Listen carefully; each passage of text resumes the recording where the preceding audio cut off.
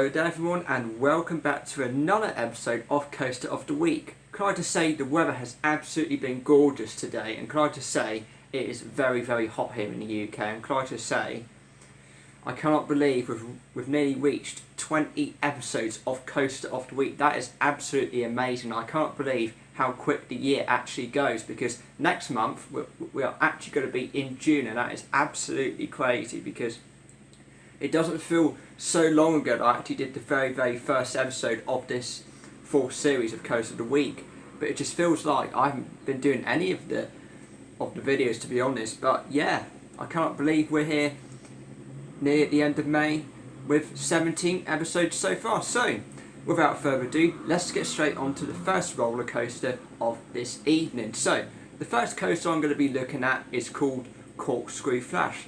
Now this coaster features corkscrews right at the start of the ride. So when the coaster leaves the station, it will then head into 4 corkscrews before making its way around a lift hill, and then a few drops and a few twists, and it will make its way through another 2 corkscrews to make the ride very exciting. So without further ado, let's look at the thrill data, and then we'll begin with the first POV of this evening. So the max speed of this coaster is 33.82 miles per hour.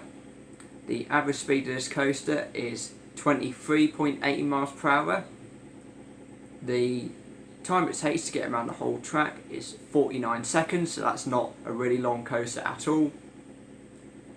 It's got quite a big length on this one, so it's quite, yeah, it's over 1,700 feet, so that's what I'm going to give you there.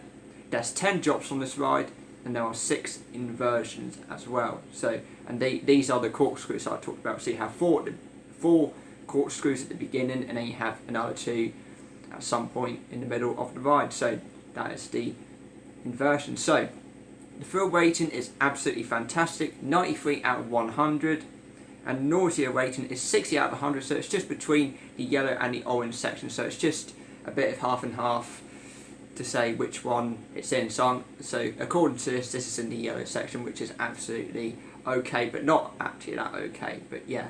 So without further ado, let's get straight on to the first POV of the night.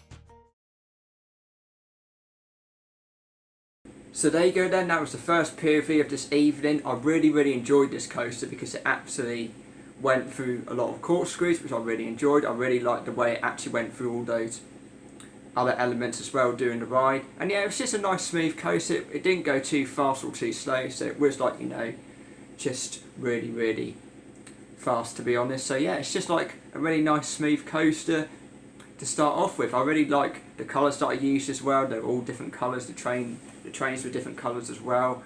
But yeah, it's really nice to see a lot of you out there enjoying the coasters, because you know, it's really good to see a lot of you that are fans of Bramford Productions. I've been doing this channel for a very long time, and it's so grateful to see all of you out there supporting the channel. So keep watching the series. There's going to be loads more coasters coming your way throughout the next 7 months, or 6 months actually, because I actually don't end the series till November, so 6 months left to go. What coasters are going to be coming next, so keep an eye out. So let's move on to the final roller coaster this evening. Yes, it is a sad time. I do really enjoy doing these episodes, but it does go very quick. So let's move on to coaster number 2, and it's called Tunnel Trouble, because this coaster features about 4 tunnels on this ride. So it's a double tunnel. So you have 2 tunnels put together, and then you have another 2 tunnels during the ride that are also put together. So I called it Tunnel trouble because there's two tunnels together. So let's look at the full data and then we'll make our way to the next POV. So the max speed for this coaster, 73.86 miles per hour. That's a bit faster than the other one. The average speed is 23.57 miles per hour. The time it takes is 1 minute and 28 seconds. The length is 58 miles.